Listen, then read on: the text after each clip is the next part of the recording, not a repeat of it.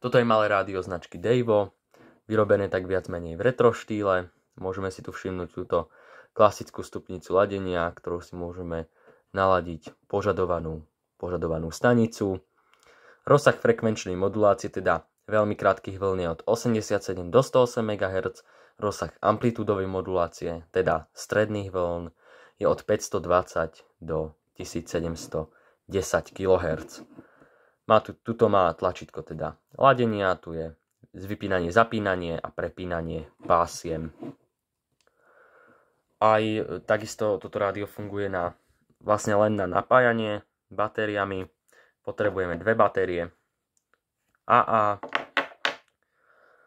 ktoré dáme sem. Naozaj to drží to aj, ide to rádio aj na baterkách, ktoré sú slabšie. Čiže môžete tie baterky, ak máte nejaký prístroj, ktorý potrebuje silnejšie, tak potom, keď ich z toho prístroja vyberiete, dáte ich do tohto rádia, tak to rádio ešte vedia tie baterky utiahnuť. Čiže to je celkom výhoda takéhoto rádia, že má naozaj malú spotrebu, takéto malé rádio na tie baterky. Keďže to nemá ani displej, je to celkom jednoduchý princíp fungovania. No a má aj takúto celkom dobrú rúčku na držanie.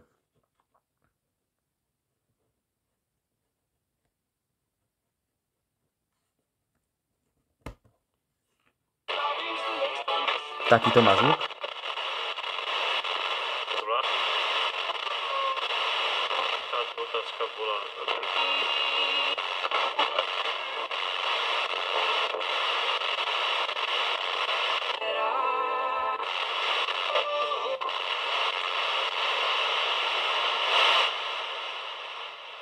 Má celkom dobrý zvuk, dá sa na ňom naladiť viacero staníc, keďže má tú stupnicu naozaj tak celkom dobre urobenú.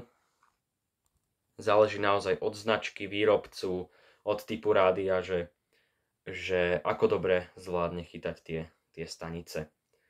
A teda budem sa opakovať, na tých stredných vlnách, na tej amplitúdovej modulácii chytáme maďarské, české, alebo môžeme chytať po prípade niekedy aj ruské stanice, ale náš slovenský rozhlas už oficiálne nevysiela v týchto vlnách. Raz sa mi stalo, že som tam chytil aj slovenské rádio, to bolo asi nejaká vzácnosť, pretože to sa fakt nestáva často. Ďakujem vám za pozretie tohto videa. Ak sa vám takéto videá páčia, môžete odoberať môj kanál. Teším sa, že sa uvidíme pri ďalšom videu.